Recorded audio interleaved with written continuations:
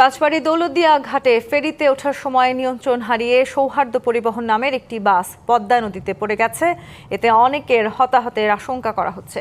বিকেল ৫টার দিকে ৩ নম্বর পল্টনে এই ঘটনা ঘটে। বাসটিতে ৫০ জন যাত্রী ছিলেন, যাদের বেশিরভাগই ঈদের ছুটি শেষে কর্মস্থলে ফিরছিলেন। নদীতে পড়ে যাওয়ার পর অন্তত ১০ জন পাড়ে উঠতে সক্ষম হন। ডুবন্ত বাসটি থেকে এখনো পর্যন্ত জানা গেছে ১০ জন পাড়ে উঠতে পেরেছেন। অন্য যাত্রীদের এখনো সন্ধান মেলেনি। বাসটি যেখানে পড়েছে সেখানে গভীরতা বেশ। উদ্ধার অভিযান চালাচ্ছে ফায়ার সার্ভিস ও পুলিশ সদস্যরা। যোগ দিয়েছে উদ্ধারকারী জাহাজ হামজা। এছাড়া ঢাকা থেকে ফায়ার সার্ভিসের বিশেষ ডুবুরি দল উদ্ধার অভিযান চালাচ্ছে। বাসটি রাজবাড়ীর পাংশা থেকে ঢাকার দিকে আসছিল। আমার মেয়ে নাতি আছে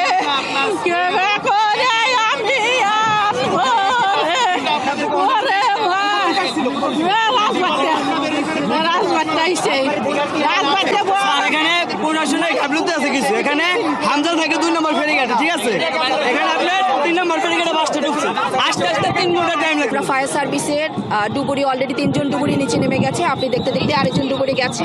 আমরা যেমনটি এখনো শুনেছি যে আমাদের সৌহার্দ্য একটি পরিবহনের বাস, যেটি পাংশা উপজেলা থেকে রওনা হয়েছিল এবং তারা ফেরিতে ওঠার সময় নদীতে পড়ে গিয়েছে। আমরা ফরিদপুর জেলা থেকে ডুবুরি দল আনাচ্ছি, তারা অল্প সময়ের মধ্যে আমাদের কাছে চলে আসবে। উদ্ধারকারী যে জাহাজ হামজা সেটি চলে আসছে। আমাদের কার্যক্রম চলবে। রাজবাড়ী দৌলতদিয়া ঘাটে ফেরিতে ওঠার সময় নিয়ন্ত্রণ হারিয়ে সৌহার্দ্য পরিবহন নামের একটি বাস পদ্মা নদীতে পড়ে গেছে। এতে অনেক হতাহতের আশঙ্কা করা হচ্ছে। এই মুহূর্তে ঘটনাস্থলে আছেন সহকর্মী দেবাশিস বিশ্বাস। আমরা আবারও যুক্ত হচ্ছি তার সাথে। দেবাশিস, সবশেষ তথ্য মতে ১০ জনকে উদ্ধার করা সম্ভব হয়েছিল। নতুন করে কাউকে উদ্ধার করার খবর পেয়েছেন কিনা, সেখানকার সবশেষ পরিস্থিতি জানাবেন আমাদের। এই মুহূর্তে আছি এই যে হতাহতের যে দুর্ঘটনার খবর, এই খবরকে উদ্ধারকারী জাহাজ হামজা, এই হামজাতে আমরা এখানে আসি। এখানে আসার একটি কারণও আসলে রয়েছে। সেটি আমরা যখন পথে, অর্থাৎ ফেরির পথে আমরা যখন ছিলাম, ঠিক তখন আসলে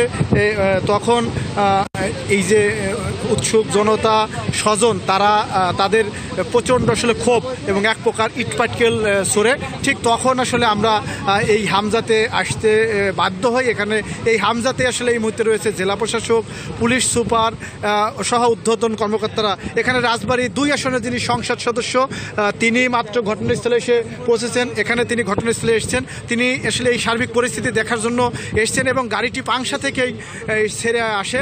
এবং আমরা সবশেষ